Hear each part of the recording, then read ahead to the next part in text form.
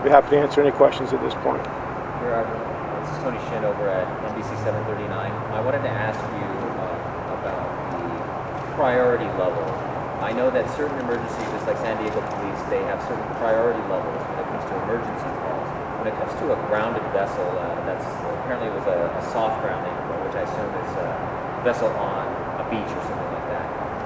Would that require lights and, let's say, sirens or whatever, and a speeding boat to get to there as soon as possible?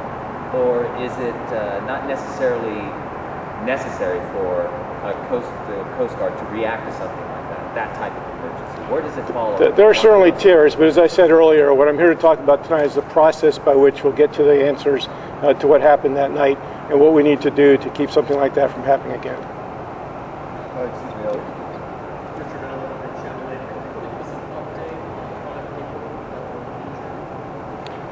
I'm not able to give an update on that.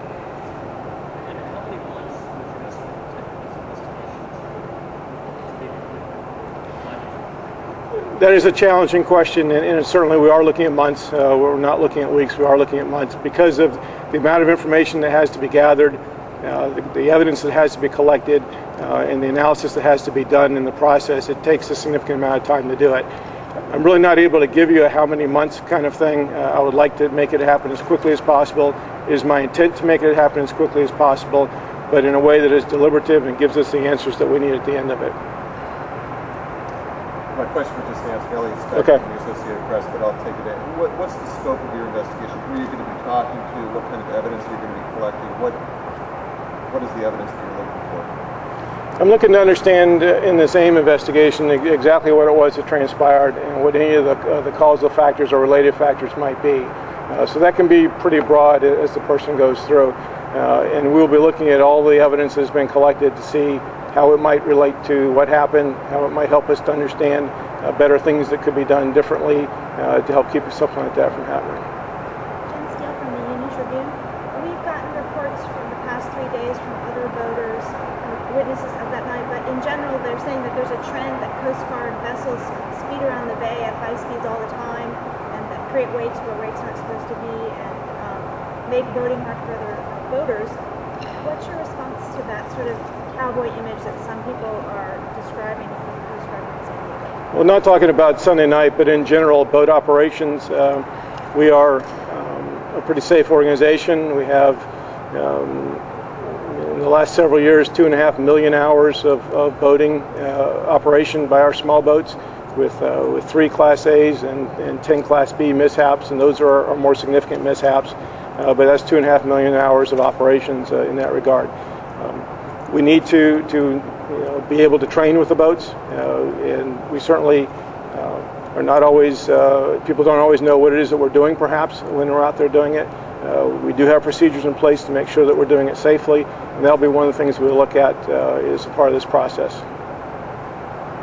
Ed Linderman, KUSI TV. You did say, though, that if you identified a safety issue well before the investigation is complete, we would address that. If we identify, if the investigation uncovers something that's being done that's an unsafe practice in doing it, we would be remiss and we would be absolutely wrong to sit on that until the investigation was complete. We would have to ensure that we understand fully what that safety factor is that they're raising, but we do put out safety advisories and take some actions to make certain that we can operate safely if something like that is identified, rather than waiting until the complete investigation is done. I know Paul was put up to find that video that was possibly taken by a bystander. He has also identified witnesses. Can you discuss what more you're asking for today to help with this? Well, I think one of the things that in today's world we understand that there's cameras are ubiquitous, and people frequently don't realize that they have captured something on film that may be of interest in something like this. So my understanding is that the request has gone out from the NTSB and from other agencies that people have anything that they think relates to that to get in contact with your local law enforcement agency and provide that so it can be evaluated to see if that's information we didn't already have.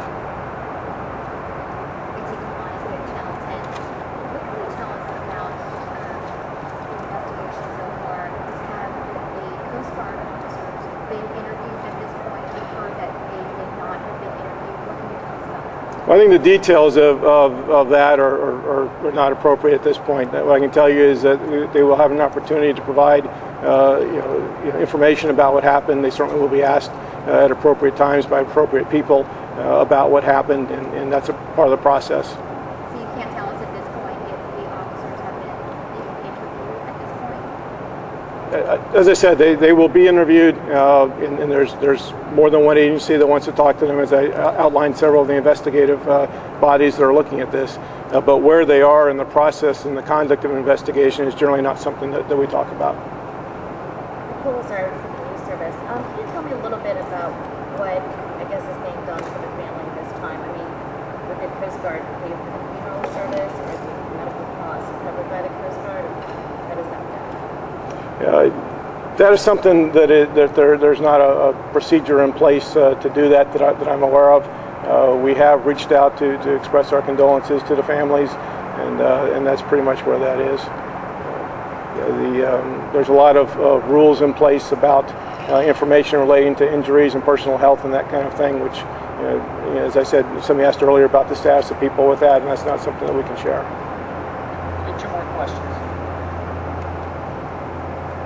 Were there too many people on this pleasure boat? Again, that's something that the investigation will determine. I'm here to talk about process as opposed to what happened that specific night.